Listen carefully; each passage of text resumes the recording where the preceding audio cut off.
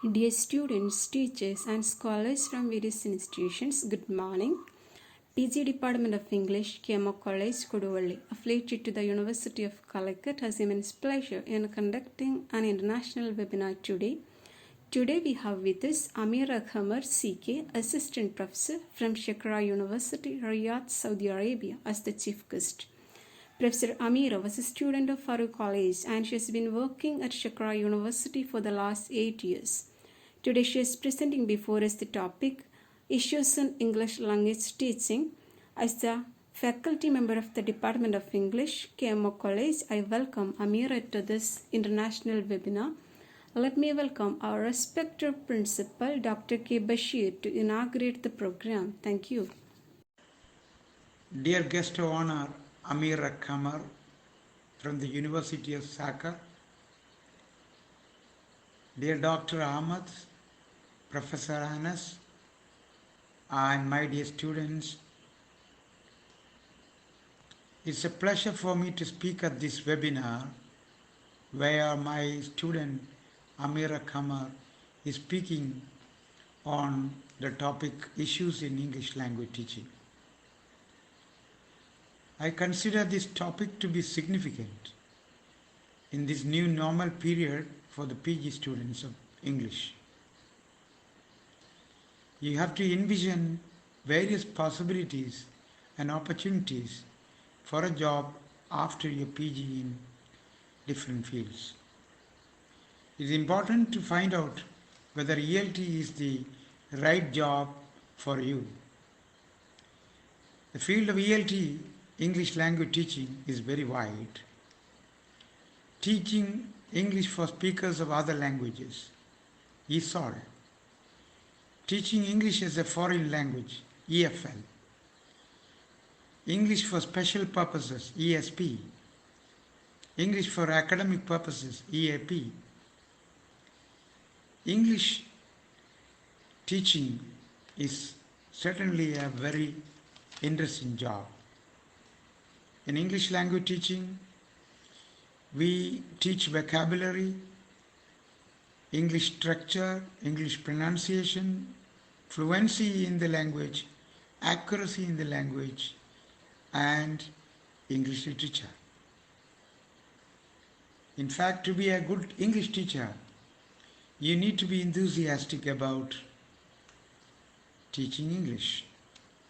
You have to have a sense of humor and skill in English. Mrs. Amira Khamar today will speak on the issues in English language teaching and the challenges we have to face in this field. But I do not want to speak on the topic at length because she has to discuss the issues in her talk. So my duty is simply to declare this webinar open. Thank you. Good morning all. I welcome you all, whoever watching this session. Talking about myself, I am Amira Khamar, working as an assistant professor of English at Ministry of Education, Saudi Arabia. First of all, I'd like to express my gratitude to be a part of this international webinar. I'm going to talk to you about issues in language teaching. We all know that language teaching and learning is a complex process. Learning English language is very important for the students. The students belong to different countries where English language is not a native language. They learn the English language as a second language. Teaching English language to non-English speaker is not an easy job too. There are no right solutions to any problem. What works in one context may fail in another context. And perceptions also may vary from culture to culture, from region to region, so on. Certain issues are of perennial interest and keep surfacing from time to time too. New solutions to old problems are suggested in the light of changing perspectives in linguistics, psychology, and pedagogy. I believe the quality of a good teacher is to recognize the problems and facilitate the best ever environments for the students and encourage them to learn. Today, in this session, we will discuss few major issues which have been of interest to researchers as well as practicing teachers.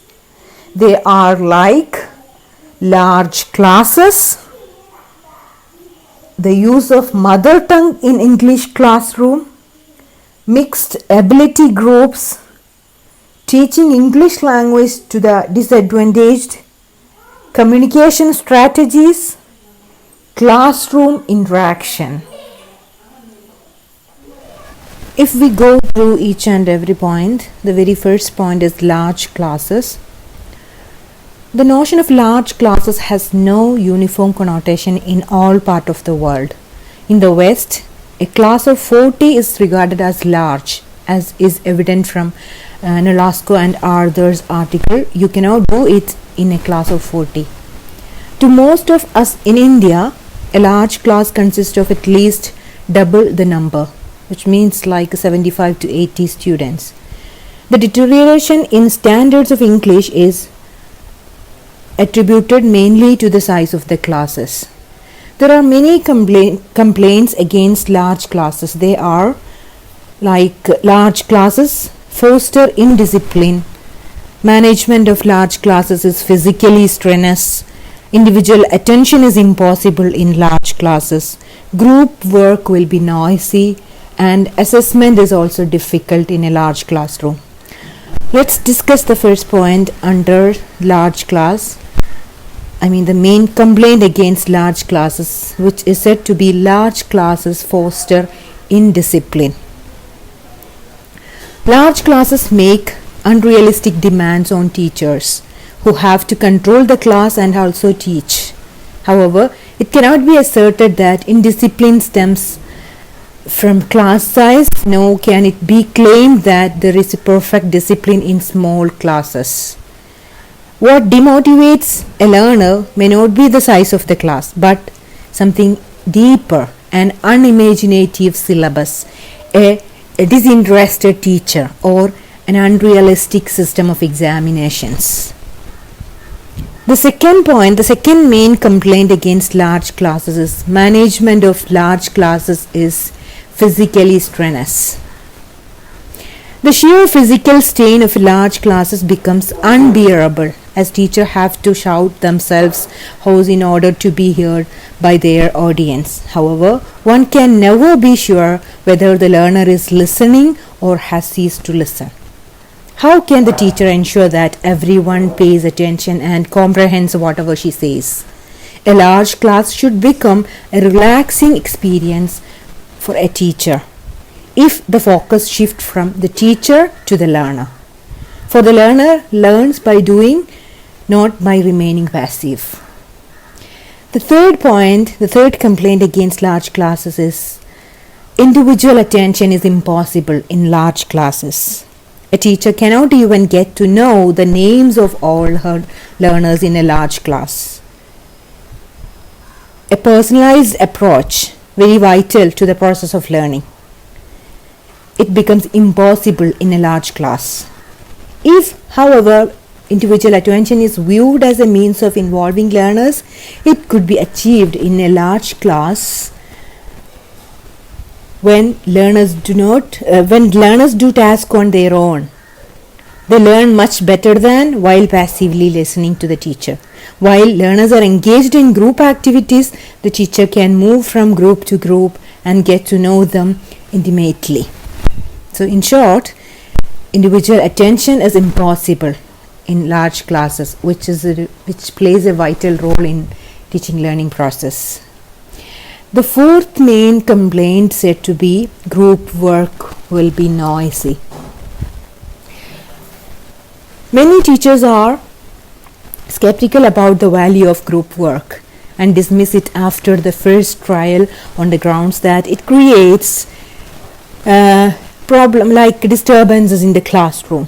Further, they say it is difficult to ensure whether all learners are talking only on the topic given by the teacher and talking only it in English. So in order to avoid, this point, these things force the teacher to avoid class group work. Teachers experienced in group work claims that the noise level comes down after the first few classes as the learners get used to the novelty of group work. With regard to the two problems raised, the first one may be taken care of if the task have a specific outcome which need to be reported of the whole class. The use of mother tongue may be permitted in group discussion so long as the final report is presented to the class in English to begin with. However, if they keep using English language, learners would naturally switch over to English, even in groups. So we have to make sure in a group, surely the group activity, group work help the learners to enhance their language skill, but we have to make sure that they are using the second language, the foreign language which they are supposed to learn, not the mother tongue. But in a large classroom, the group work will be very noisy. The teacher cannot control or manage it. That is the fourth complaint against a large class, and the fifth one is assessment is difficult. Often teachers hesitate to assign writing tasks as they fear they may not be able to evaluate all the answer scripts. This problem could be overcome by assigning group composition tasks at least for half of the time. The bright learners could be exploited to check the work of the weaker ones. Primarily, the notion that every writing task must test the learner should change. Learners should be encouraged to write so that they might learn and not necessarily demonstrate their proficiency every time. Large classes have come to stay in the Indian context. If we accept that teaching is the creation of conditions for learning to take place, then it is certainly possible to provide these conditions irrespective of the class size. In large classes, teaching in the traditional sense of the term may be impossible, but learning is inevitable. Now, let's move over to the second issue in teaching a language, that is the use of mother tongue in the English classroom. Use of mother tongue in English classroom.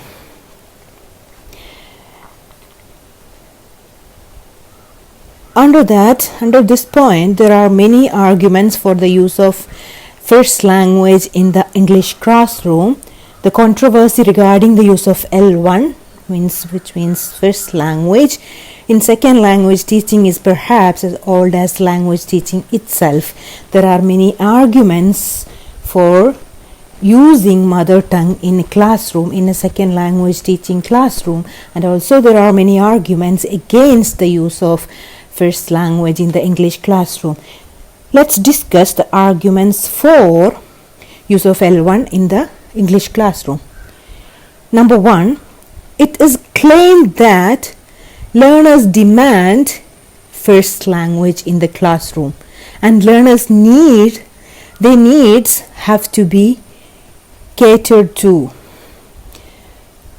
So the first point or the first argument for the use of first language L1 in the English classroom is this claim that learners demand or they need the first language to be catered.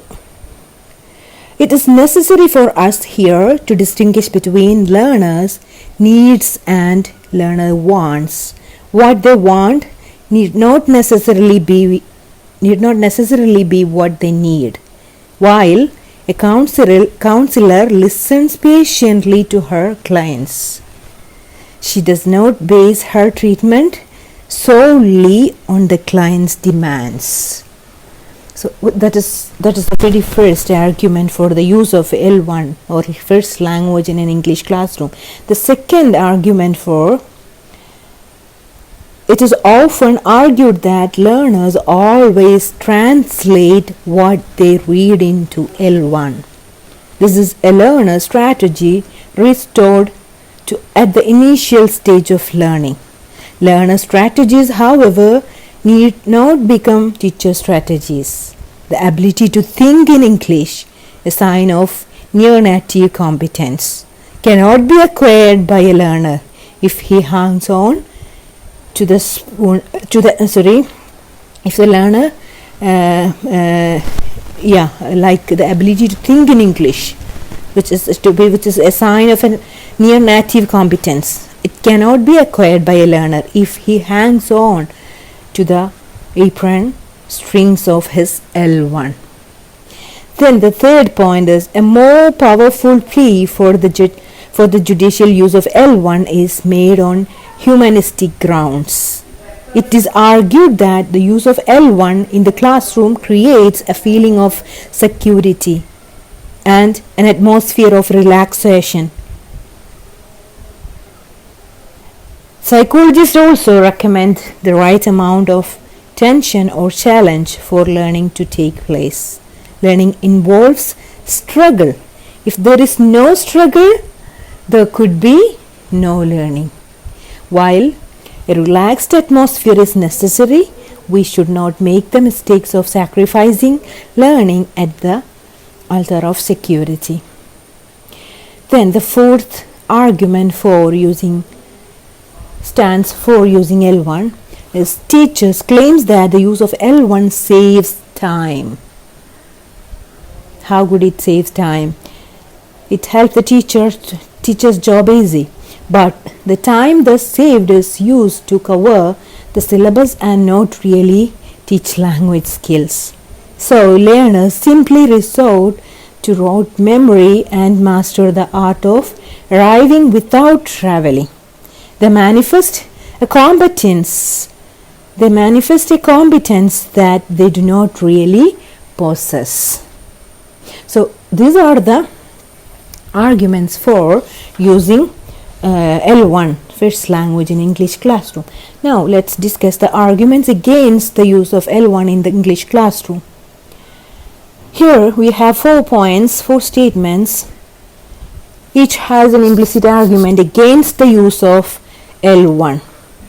First one is most of us write with our right hand. However, with practice, we can learn to write with the left hand. Number 2, most educated Indians are fluent in 2 languages, English and their own mother tongue. However, they are not all translators. Third one, in a typical urban classroom, there are children with at least 4 different mother tongues. And the fourth one is, my teacher used translation in the classroom. That is how I learned English. These are the 4 different arguments that stands against the use of L1 in the English classroom. Then let's move over to the third major issue is found in an English classroom, that is mixed ability groups. No 2 learners are at the same level. Of course, we know that individual differences will be there. So no 2 learners at the same level are at the same level when they enter in the classroom.